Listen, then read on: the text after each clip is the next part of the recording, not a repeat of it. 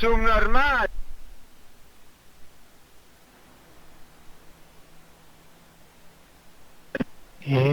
Vamos a calmarnos un poco.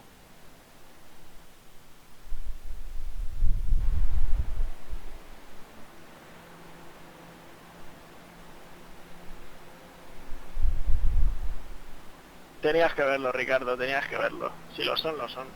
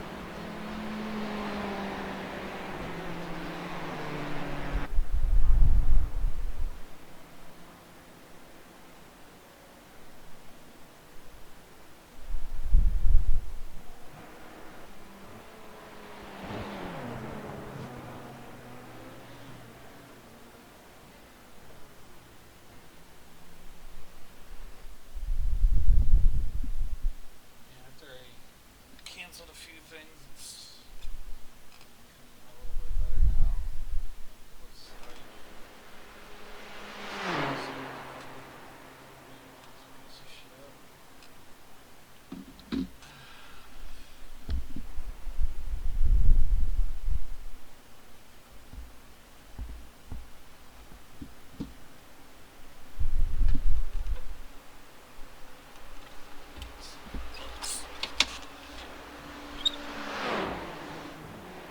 Yay.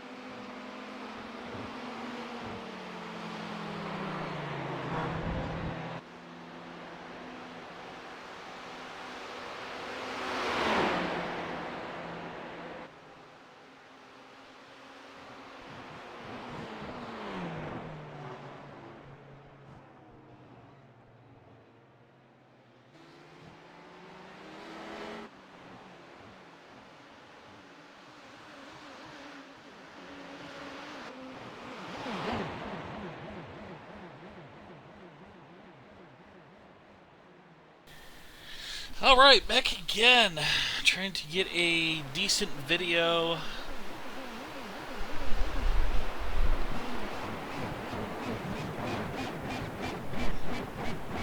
What is wrong with that car? Anyway, I think we found some new noises that I've never even heard of before. So I'm going to try out a few things different this time. Hopefully the fan's not blowing on the microphone too badly. Once I get in my position, it won't be... So then pull up all the information on my laptop, and now my laptop's playing games with me, telling me that there's no internet connection, so... Can't make this easy, right? Anyway, alright, I'll just bring it up on my computer. Gonna be coming back here with the Ford. While I'm getting set here, I did discover a little trick thanks to the people on the iRacing forums. If you disable the virtual mirror and put one cockpit mirror on, you get the review camera instead of just the mirrors off to like the side. God, why is the laptop doing this?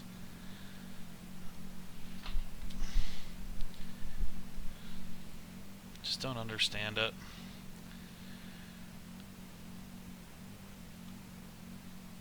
Just want it to work. Doesn't want to work. Because I was gonna run it. I was gonna run like the dashboard and stuff on my laptop, while I only focused on iRacing on this computer to see if that would help free up some of the sources. Because I noticed I was having a lot of memory usage between iRacing and OBS, but I can't tell. Boy, mobile devices, aren't they the best thing in the world? Whatever, I'll just bring it up on here.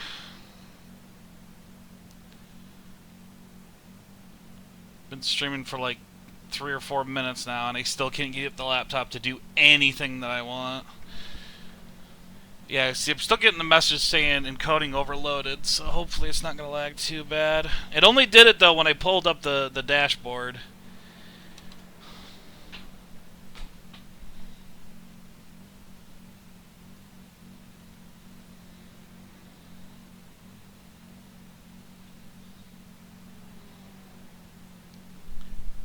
Of course, when I want the laptop to work, it never fucking does. Alright, let me just pause it there. I'm gonna get back out on the track. Anyway, set I'm working with now is the one I started building last time. So, kinda learned a few things about these torsion bar ODs. It's not necessarily, like, it does control ride height, but it also, they kind of act like springs. So, a thicker torsion bar is going to act like a stiffer spring, and then obviously I think these are measured actually in diameter. Are they? Outer diameter of the torsion bar, yeah. So once I got that down, I've got a set now that's starting to come in here. And that's my gear set. Still trying to get this stupid laptop to work. No, it doesn't. It says that we're connected, but it doesn't want to pull up the dashboard. I don't know why.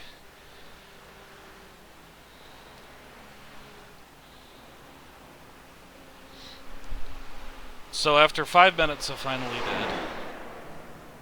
God. I love technology, man. This is coming from someone whose profession is a software engineer. Alrighty. Alright, let's pause the video over here.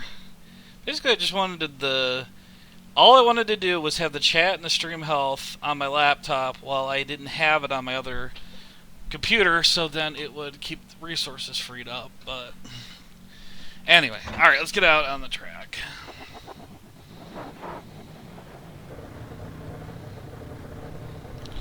So I had some minor updates to the GT cars today. Nothing too big. There's no BOPs or anything like that. Mostly just little bugs.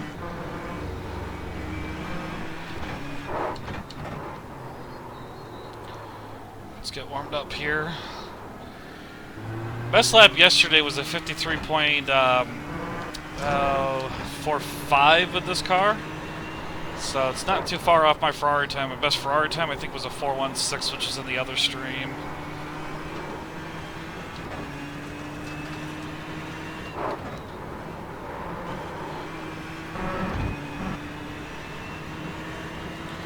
Good thing is that camera being the only thing that's on and not the other mirrors. I noticed that my FPS stays at a steady 99. So I'm happy about that.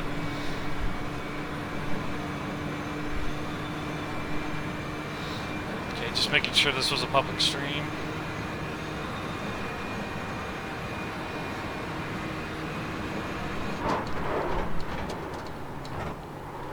So doesn't really matter that I didn't do much in the first 5 minutes. Usually don't get a crowd built up by then.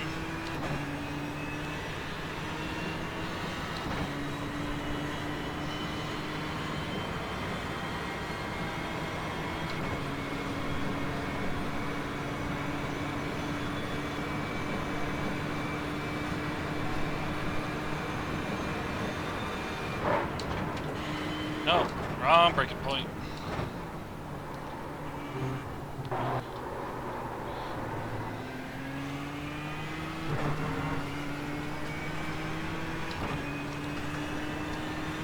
There's always so much sand on the track.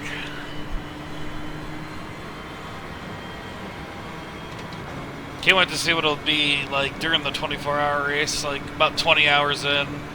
You have that nice thick line of rubber that is just going to be dirt and dust everywhere else.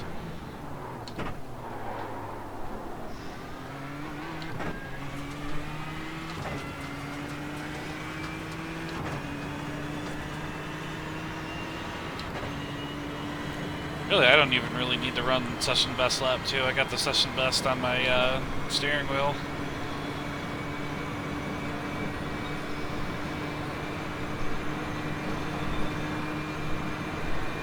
Good. Looks like stream health is doing good.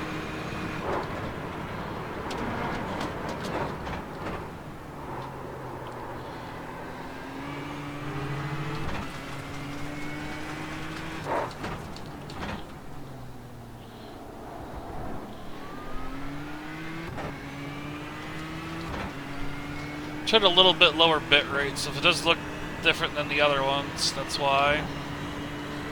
Usually I run the bit rate about 2300. Now I'm doing about 2000.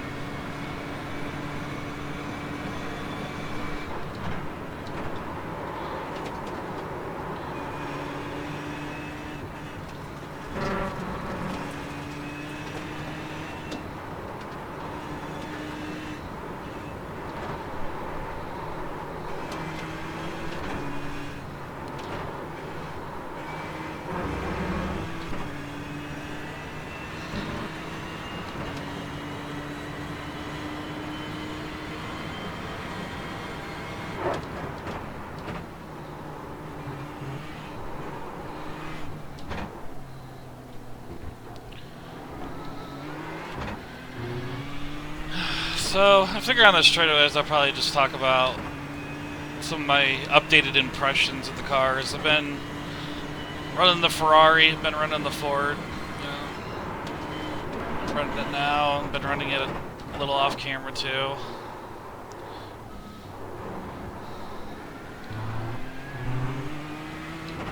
The Ferrari,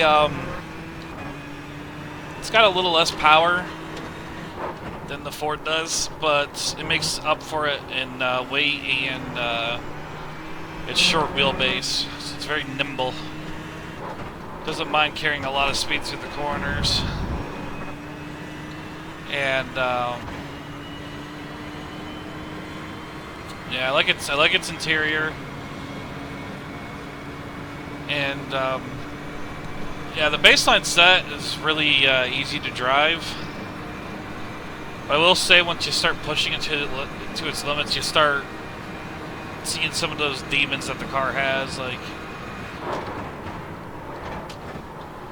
Like if you're gentle with the car, it doesn't mind taking bumps and curbs and stuff like that. But if you really ram and jam it and just like throw it onto a curb, it's gonna let you know that it didn't like anything that you just did to it.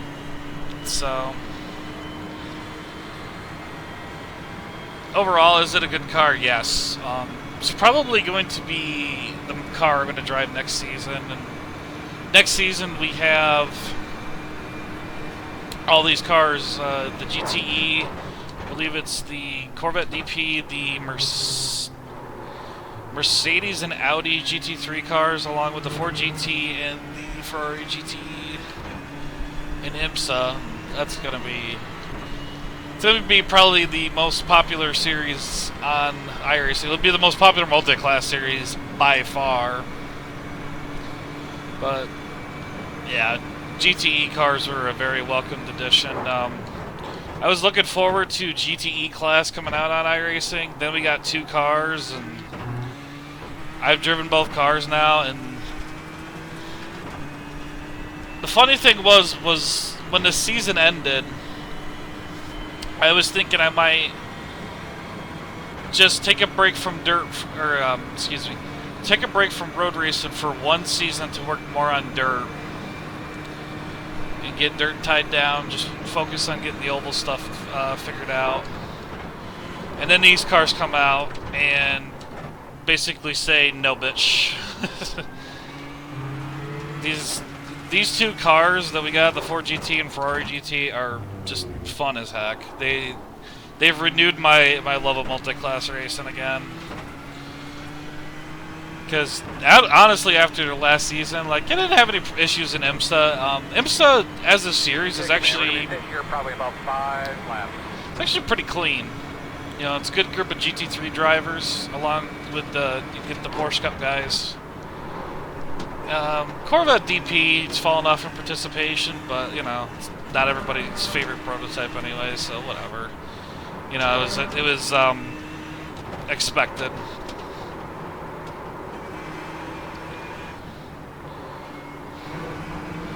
But, no, the series was clean. It was just, I don't know, I just kind of, I don't know how to explain it. What do you say, like burned out or something like that? I hate to use the term burned out because I'm not. But, like, once I got the 8 weeks done, both road and oval, I was just like, you know, I'm not going to do anymore.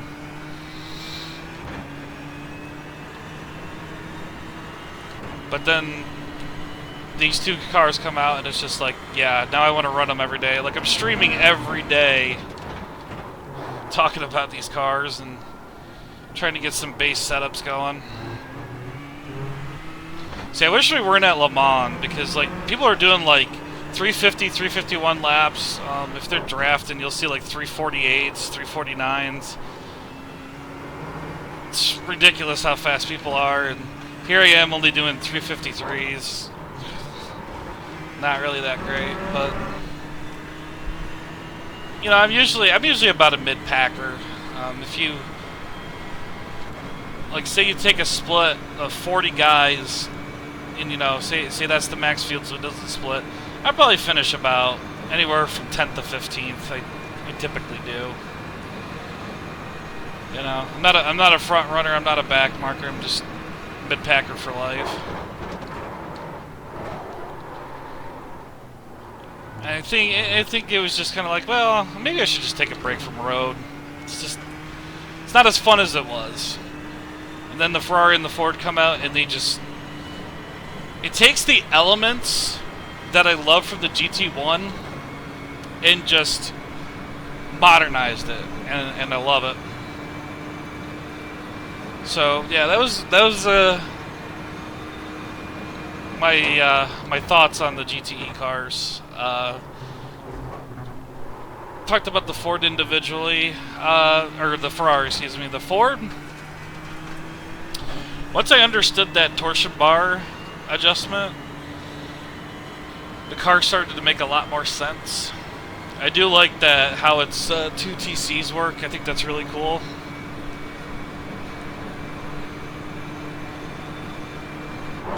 Where you can adjust. You have one as a general TC, and the other one's for wheel spin, like coming out of a corner. It's a lateral TC. And then the position of that rear view camera is perfect. Absolutely perfect in the Ford. I do like the steering wheel too. Everything's, you know, and I'll say this about the Ferrari too, both of them, the displays, they're, I gotta remember not to shift too much down there, but yeah, the displays are nice and easy to read. I think if you turn off steering wheel, the Ford GT steering wheel, because there's the screen on the steering wheel will stay there, but it won't move around the in the cockpit like my car is right now.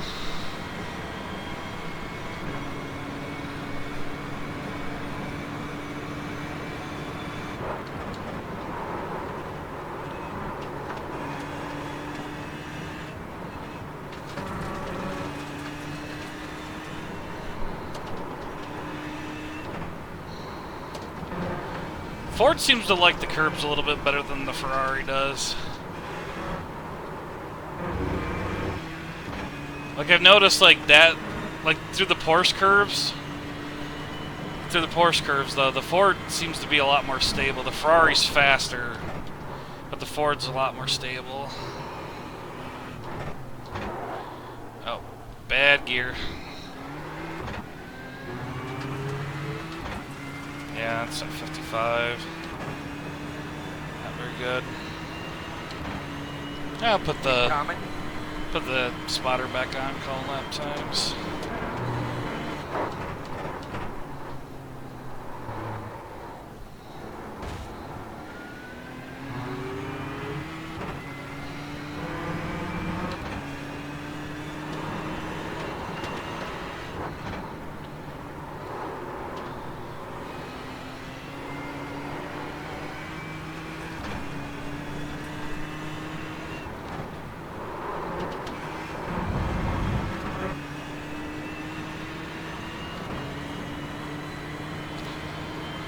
I feel that the Ford has a little turn in understeer compared to the Ferrari.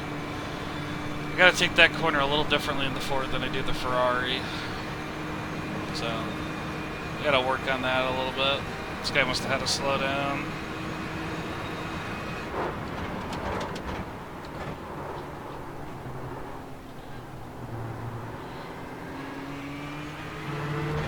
Is that a slow down? We may have fucked up there a little bit, but we'll get it back.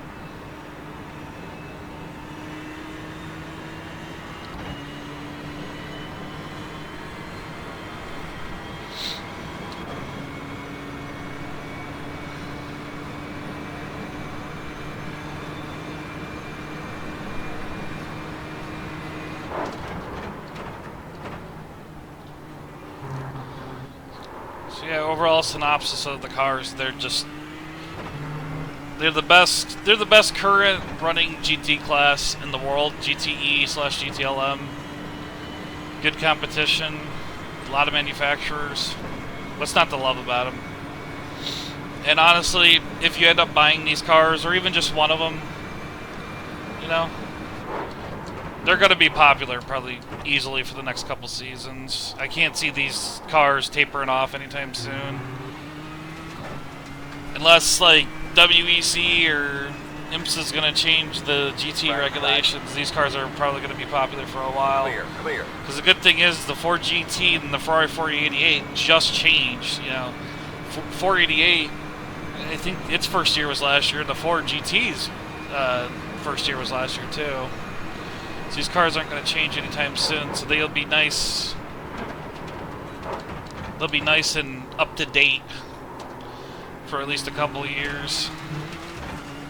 One on the right side. Clear.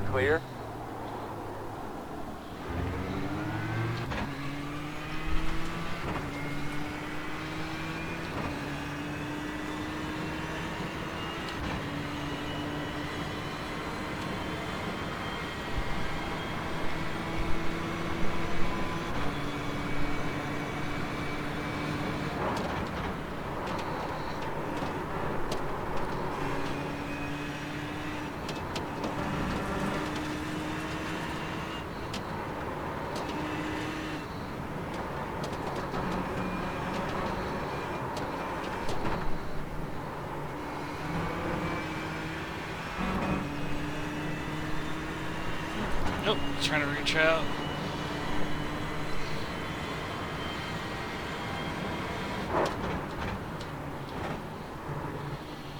See someone saying hello.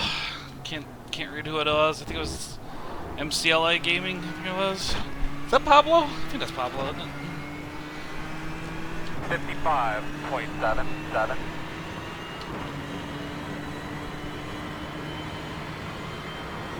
Alright, let's try to get a good lap in here. Doing only 55s is embarrassing, so let's get a good lap in here.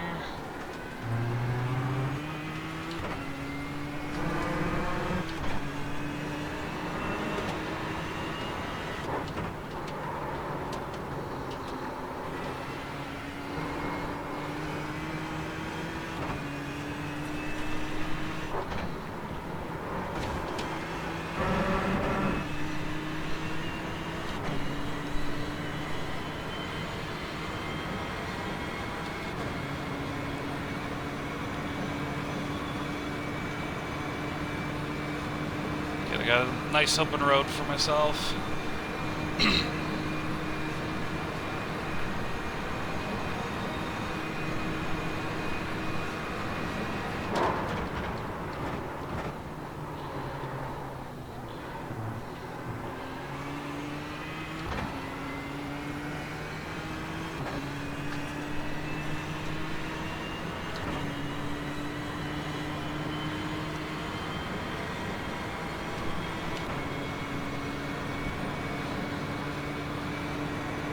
Yeah, I really do think going into the new season that IMSA is going to be crazy with the participation in the GTE class.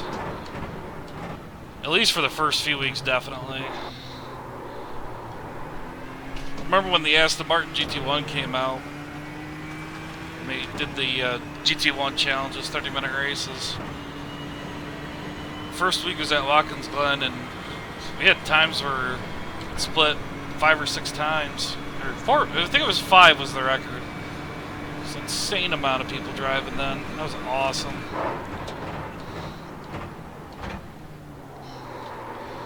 But with the GTE cars out, I don't think GT1 or GT3 is going to get as much playtime as it used to. These cars are freaking awesome.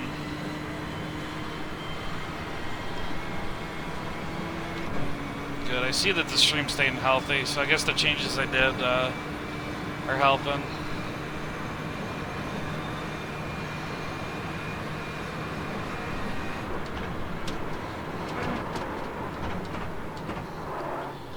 One thing I've noticed too, the Ferrari, to take that corner fast, it is really difficult in the Ferrari to take that the way you're supposed to.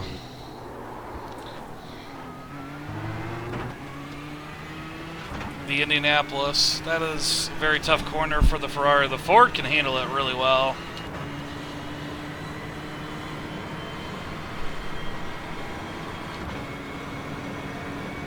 The Ferrari just seems to be a little bit more... How do I want to say? Like, it's stable in the low speed stuff, but the Ford's better in the high speed stuff. If you're in the 3rd and 4th gears and corners, Ford is fantastic. Like Indianapolis, the Porsche curbs, that corner that leads onto the Mulsanne straight. I can't think of the name of that one right off the top of my head. This car just seems to do really, really good in. But like this set of corners, the Ferrari is just... It just tackles these curbs and does not care. All that around here in pit, man. Bring it around to pit. Boost him up a second. 54.07.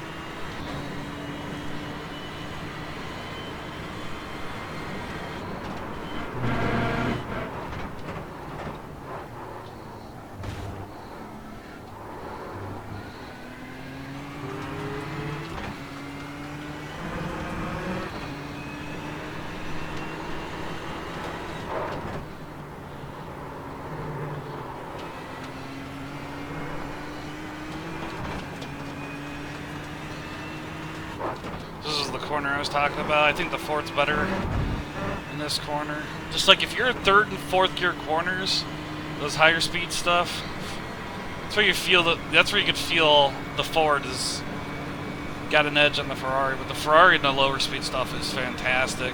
Just that little nimble car just rockets out of the corners. It's awesome. So it's good to see that each car has its own advantages and disadvantages.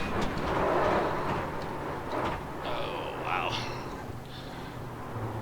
But yeah, it's good to see that each car has its own set of advantages and disadvantages, but they're still pretty even.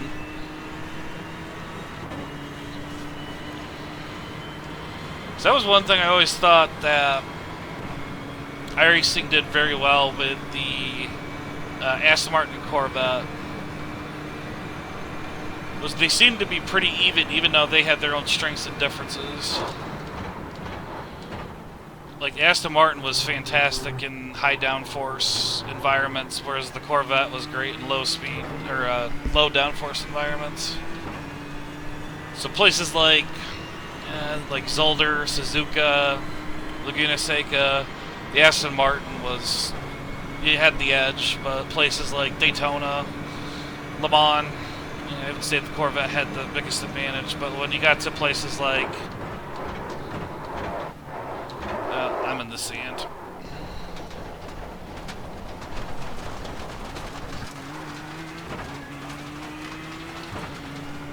But when you go to places like Spa, I'd say, maybe the Aston Martin still has a bit of advantage, but it isn't by much. Or, I don't know, I had some good fights. I had some good GT1 fights at Spa with the Corvette versus Aston Martins, and we seem to tune the cars to each other's advantages, and those were some fun frickin' races when you got a good field of GT1 cars. But yeah, you go to a place like Spa, or even kind of like a place like Silverstone. Even to an extent, Road America, even though it's got long straights, it's got a couple aerodynamic corners that the Aston Martin is really good in.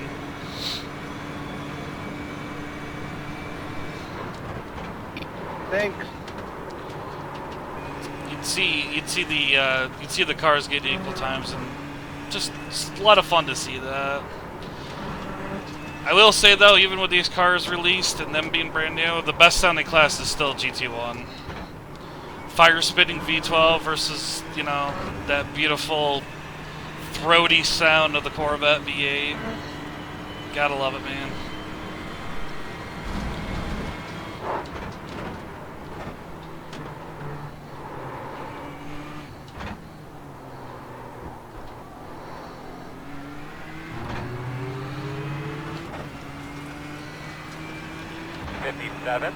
.75. This is going to be a good lap besides if I didn't get into the sand trap.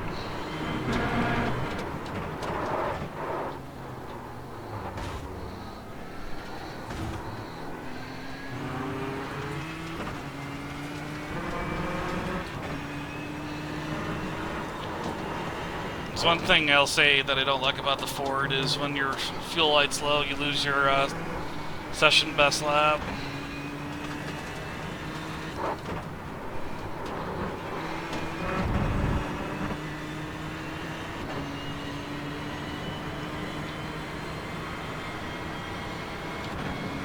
Trying to set a little bit better lap. That's my... Okay, I got 2 HPDs behind me.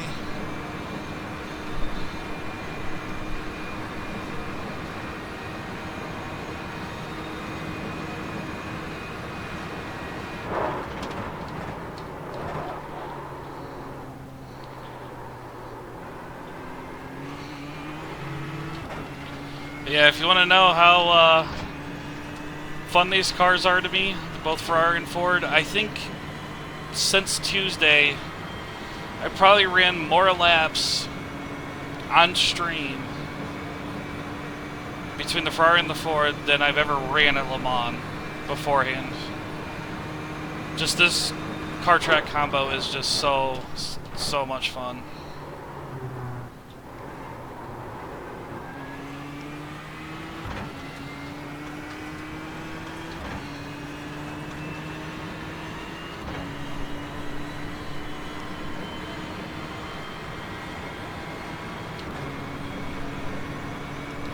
HPDs.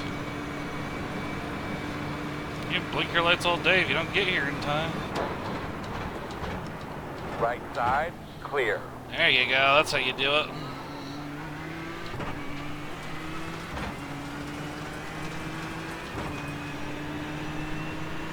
There's the other one. Right side. Clear, clear, clear.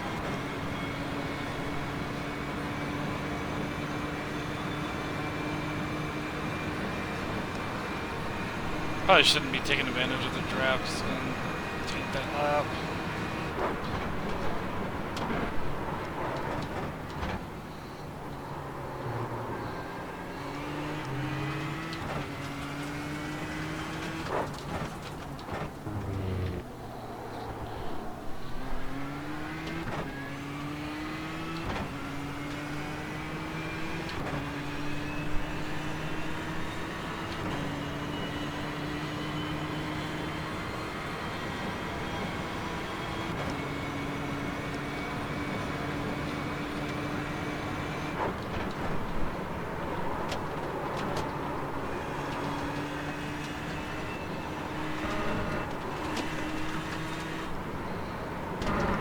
Still so much staying on that track.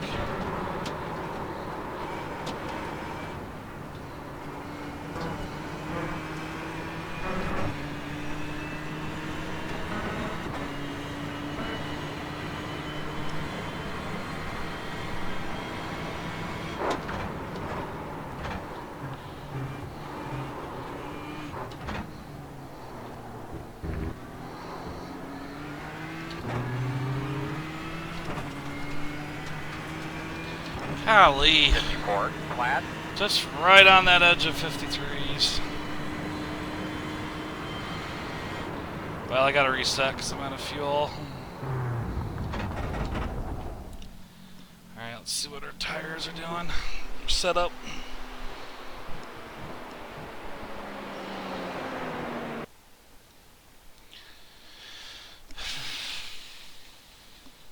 Yeah, cambers don't look too bad.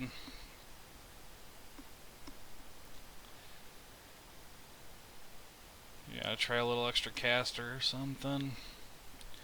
So I'd like to get that toe out. It's negative 0.1. It's not a lot.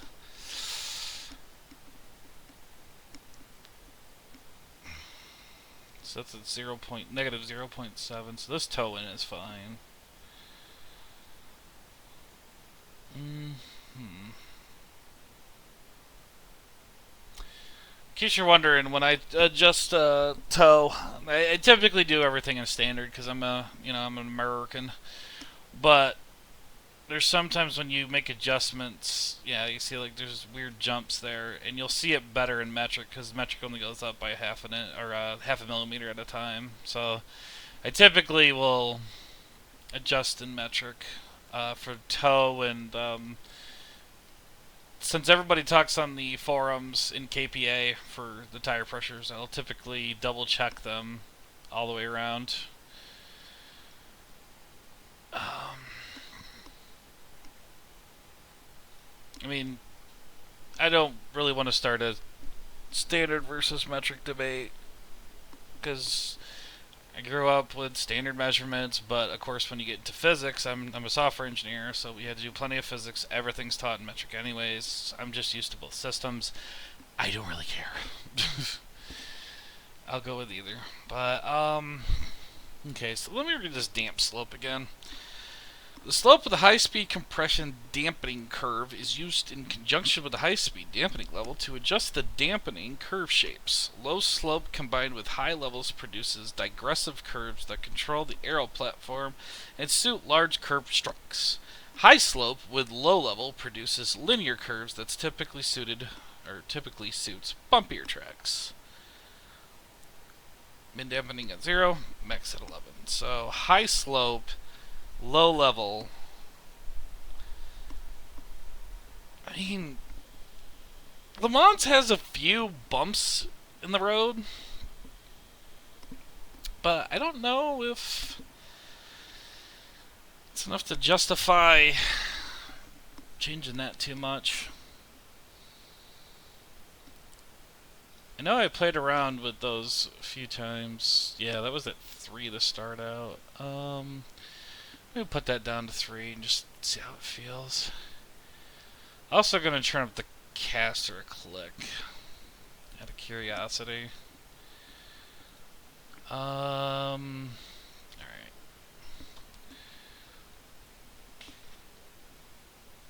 Just gonna check my dampers real quick in I analyze. They look good. Okay. I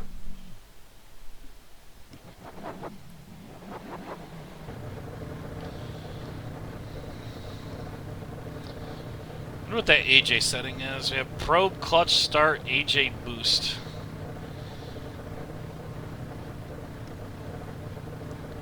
AJ Styles? Nah, no. Cars do not do pro wrestling. Although, if you've seen some of the wrecks in iRacing, you swear they might be doing some pro wrestling moves.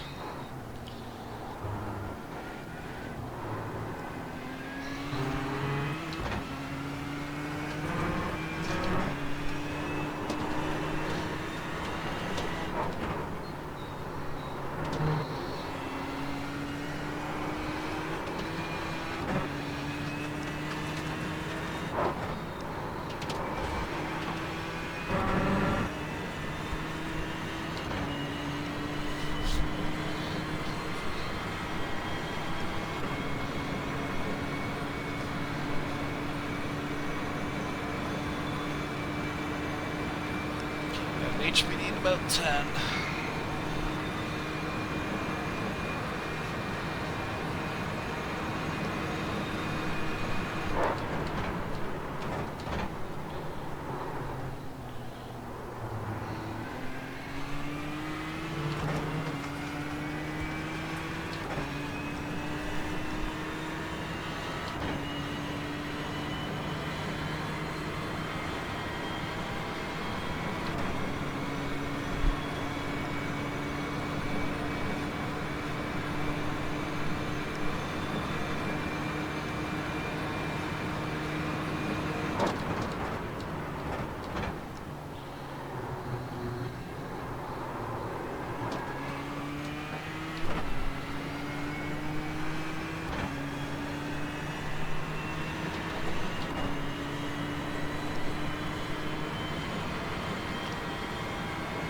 Short shifting is not a good idea on this car.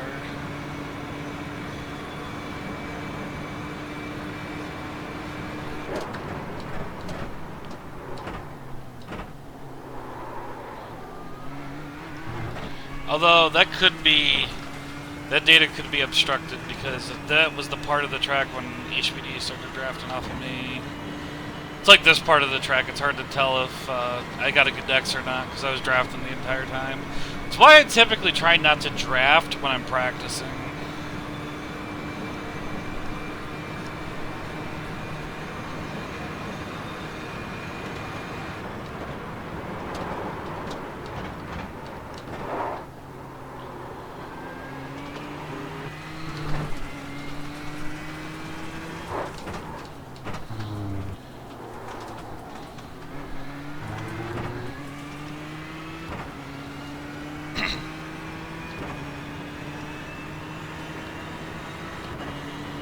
So how bad am I doing? 9th in class. That's not very good though. Want to be in the high 52s, hoping to hit that today.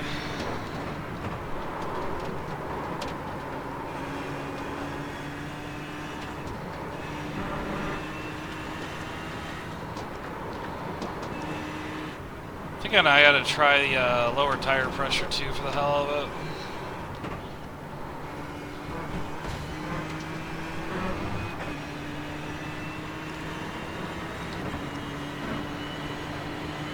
Left side.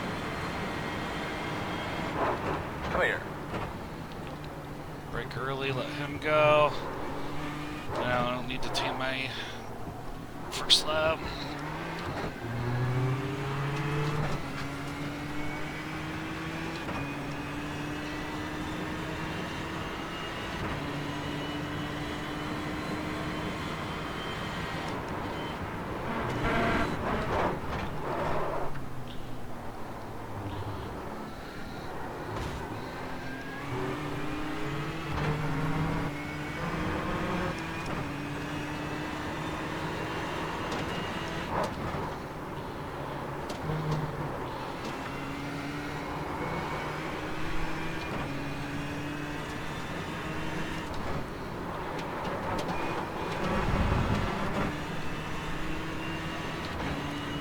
Not sure if that's a third or a fourth gear corner. It feels good going into it in third, but by the time you exit, you already need to be in fourth gear. I noticed that for both the Ferrari and Ford. I don't know which is better, which is not.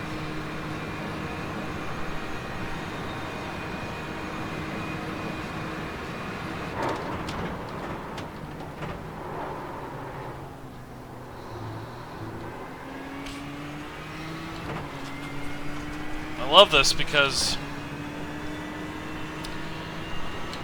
just as a reminder earlier, like I was saying, if you disable the virtual mirror and use one cockpit mirror, you'll actually get the rear view camera. And I noticed that my FPS doesn't go down below 99 very often. If that's the case, that's awesome.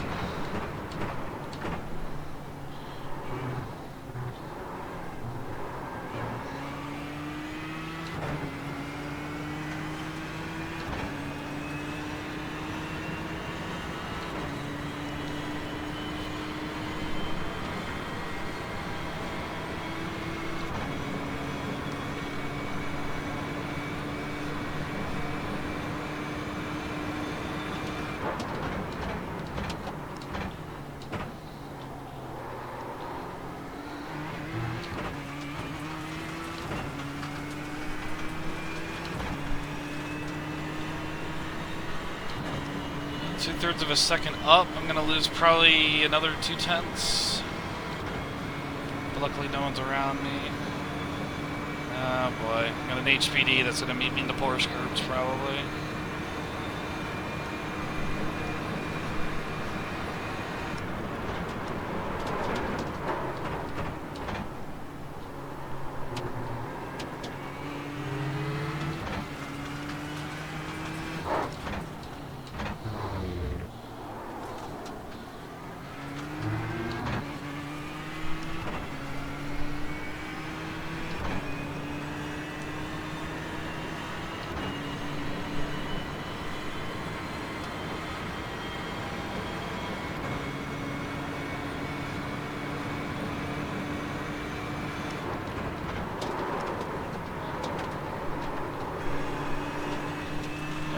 Cue.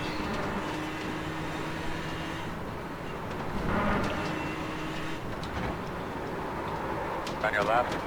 Still there. Quarter. Clear, clear, clear. He's actually going to be gone. Yay! Might actually get a good lap out of this.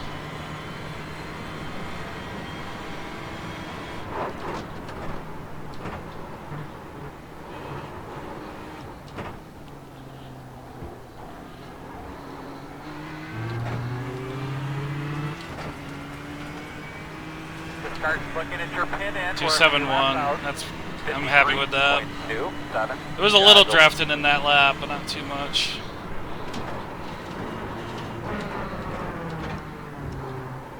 Had to brake a little early. Through it. I love how every stream I've had so far, someone comes out of the pits and wrecks in front of me every time. I mean, I don't even care. I already got the good lap, but I just find it funny that it happens pretty much every time.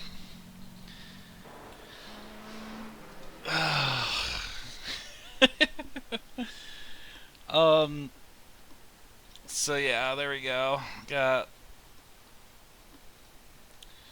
353, 271. My fastest lap with the Ferrari so far is the 416, but I'm gaining consistency. I'm getting a little bit better at the track. So with due time, you know, I got 3 of my best sectors in that lap. So you see right here, there's 2/3 of a second still waiting there, and that would put me in the 52s. And if I was in the mid 52s, I'd probably be pretty happy. Yeah.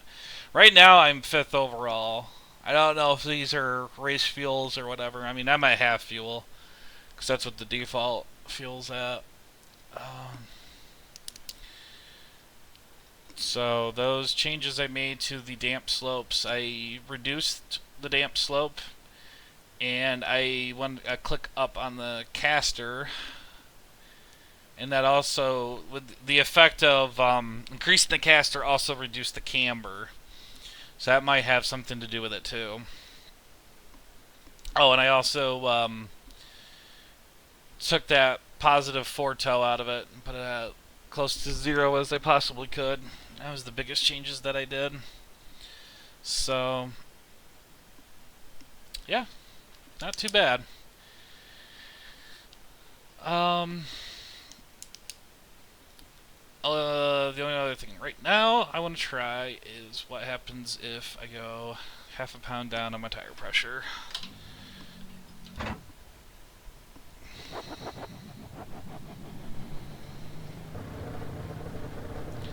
I don't see a lot of viewers out there. That's okay. I imagine people are getting ready for the 24, which is not too far away now.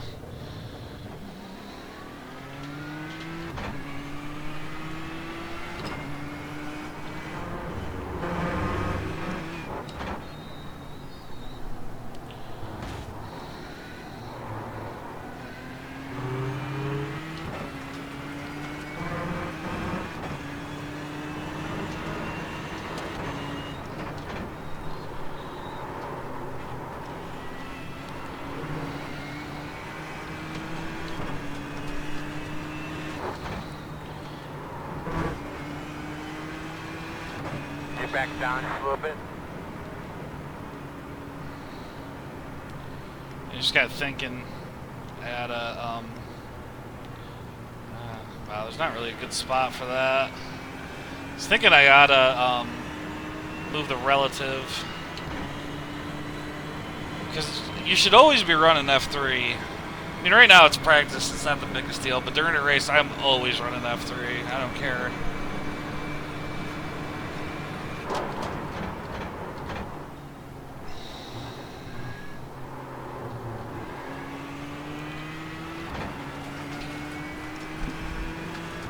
Maybe even put it like up in this area, I don't know.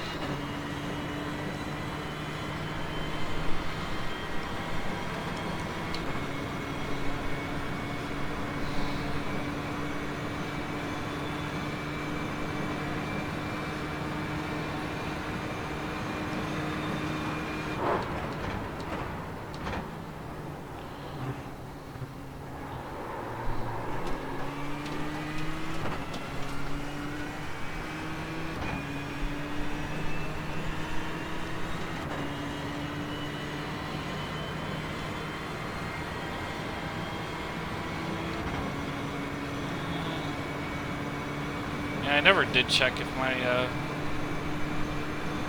feedback needs to be turned up in this car in particular. I actually think it does need to be. So I think I run 11. I run 11 in the Tour Modified and most of the GT cars, but when I do dirt, I did some dirt practice earlier. Usually run about 9 or 8 or 9, that area, depending on the car.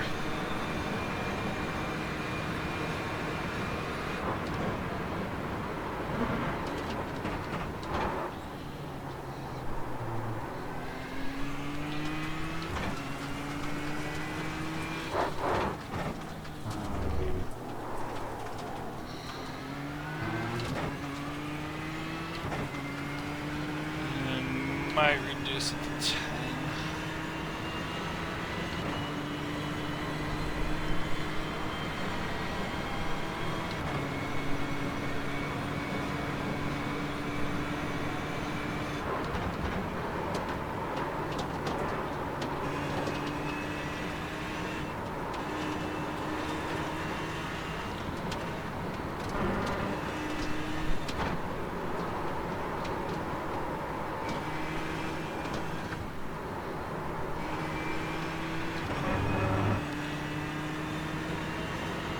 Nice and easy, bud. Back it up.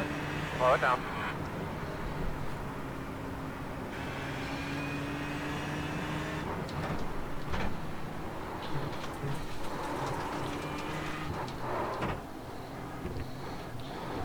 Alright, let's get some good laps in here.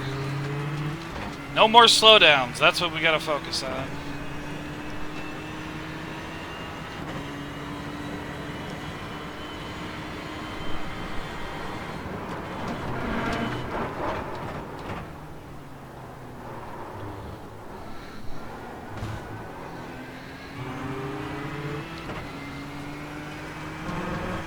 One thing I have noticed too,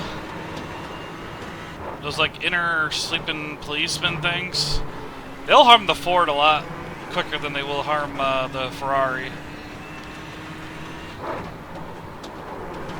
I know that was the way that the Ford GT2 was, where, man, those like sausage curbs and those like sleeping policemen inner curbs there, man, they'll tear up the front end of a Ford GT. So it looks like the GTE version has that same issue.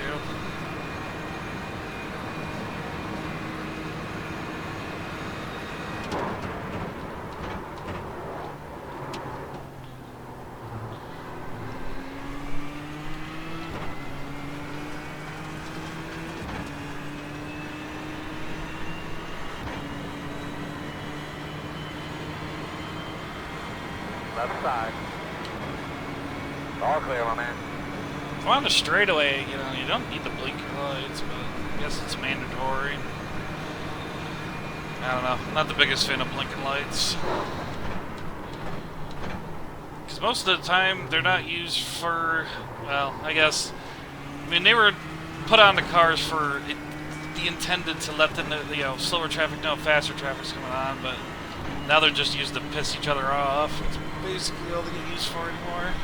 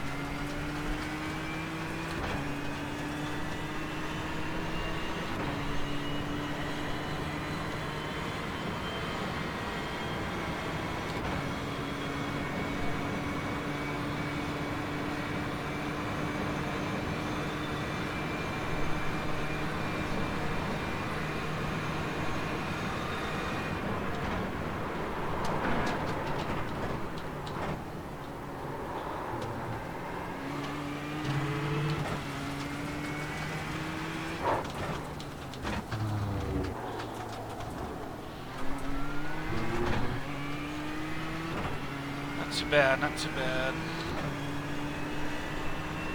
No HPDs in sight.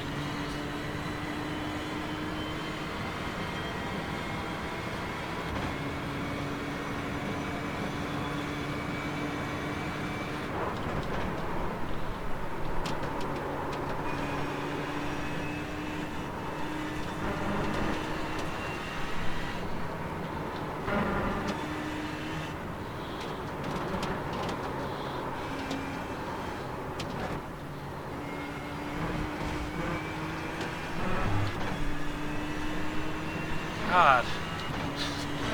When I'm in don't fuck up mode, man, I'm such a pussy through there.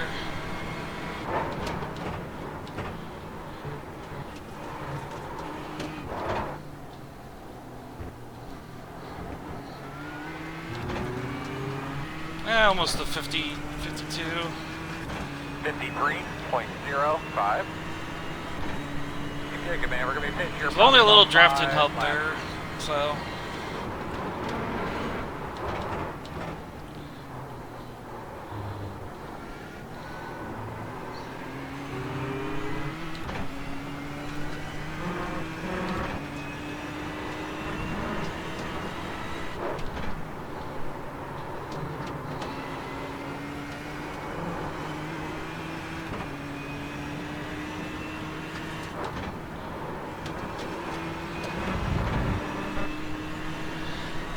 Feels like the car is doing what I want it to, so I'm starting to really, really enjoy the car.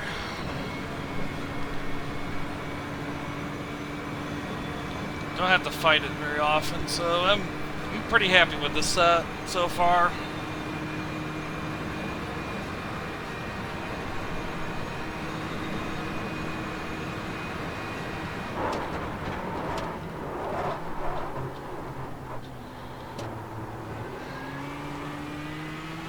Well, you can tell I'm just crawling and scratching for everything now. That's good. Now my confidence is building in my ability at this track.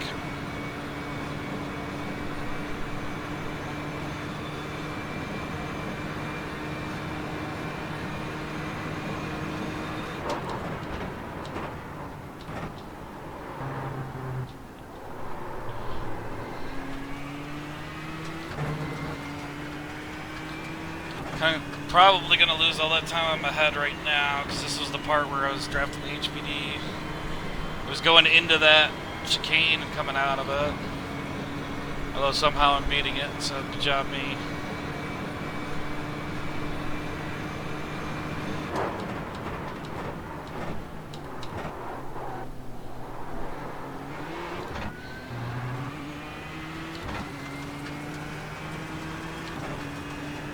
Got a little too aggressive on the exit there. It's gonna cost me a lot of time.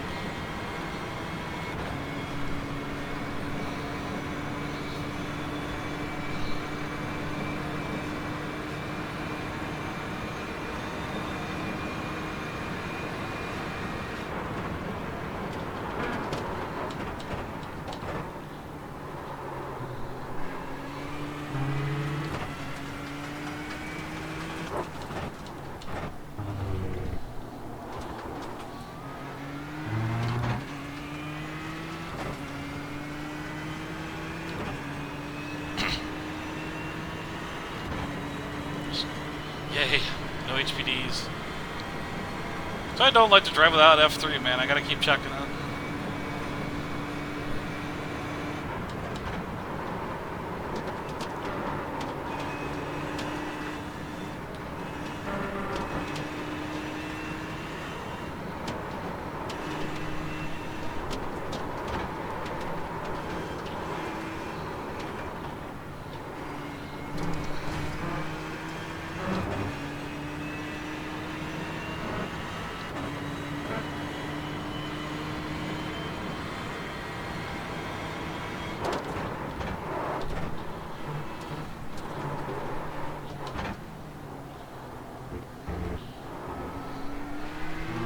There we go, finally hit the 52s. Now I'm starting to get some time. 52.79.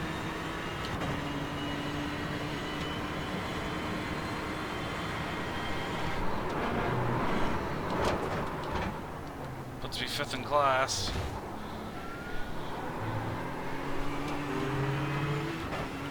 I made mistakes on that run too, so there's always time to find.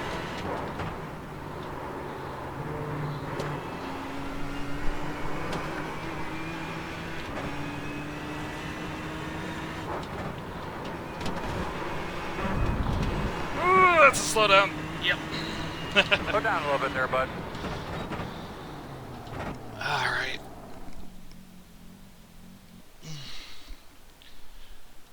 I'm definitely happy with that lap. So that was about half fuel. I'm getting the 52, so it'd still be a 53 if I had full fuel. But I'm not doing too bad in terms of the top guys. Of course, like I said though, probably everybody's practicing with full fuel at this point.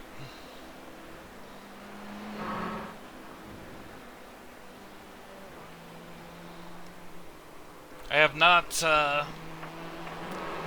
found a paint I like for the car yet, so I'm just leaving it in the default paint right now.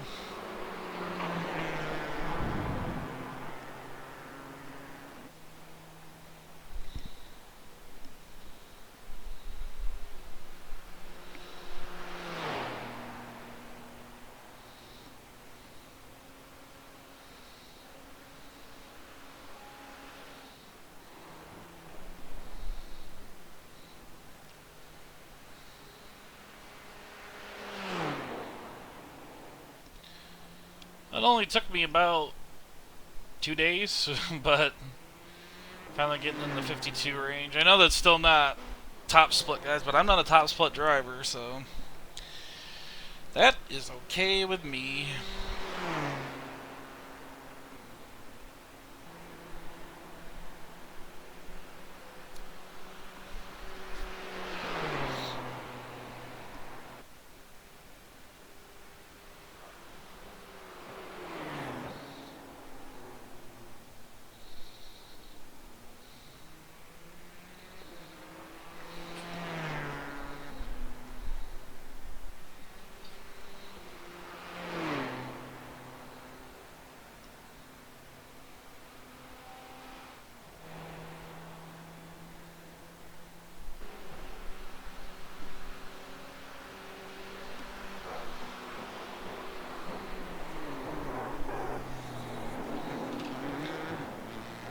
See, there was time to gain right there out of that corner.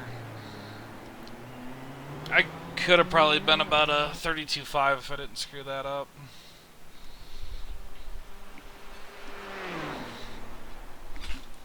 Could name a few parts. It was that. Indianapolis could have been better.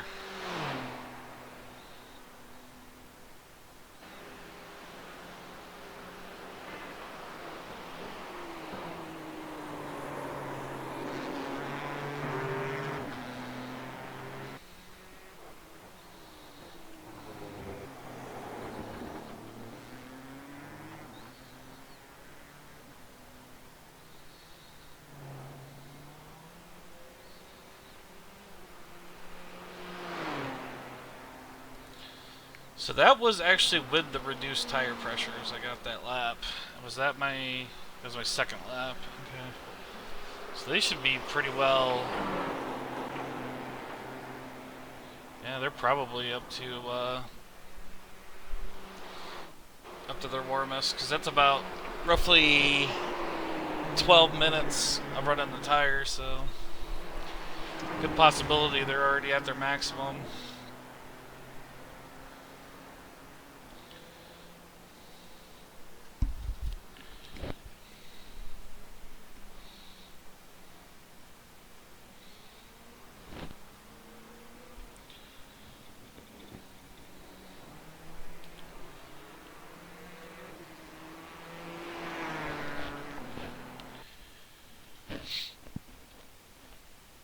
Yeah, I thought they used, maybe GTE does it. I thought they used, like, one of those digital displays that show you your position. Is that Limerack? I thought they put them on the GTE cars. Yeah, because right there is the 3 dots for first, second, and third right there.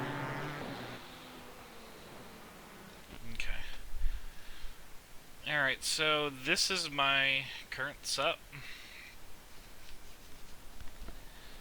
The only thing I'm seeing too is maybe reduce the left sides, because what would that be? So you'd be reducing them by about 3, and that would probably equal these all out. That is something to try. Here's the rest of the set. Mostly done some front and rear, actually just some front shock changes. Mostly did ride height and torsion bar changes to the back. Alright, there it is in metric.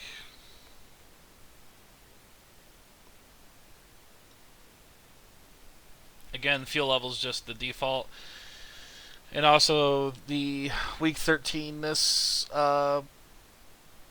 week is the French 13th week French connection, which goes about 7 laps, and that's enough fuel for 7 laps. Then there is the drivetrain and differential. There it is in metric.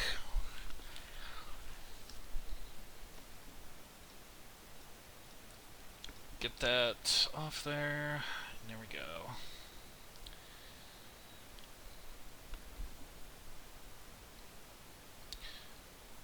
Other things I want to try is maybe turn this slope down.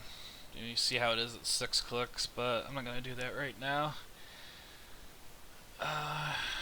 Instead, I think I'm going to go ahead and end the stream. So I hope this helps you out. I know at this point it's Thursday. You probably already have a good set going for whatever car you're going to build, or use in this build. But if you're seeing this in the future, first time in the car, hopefully it helps out a little bit. So, yeah, thank you for watching, and have a good night.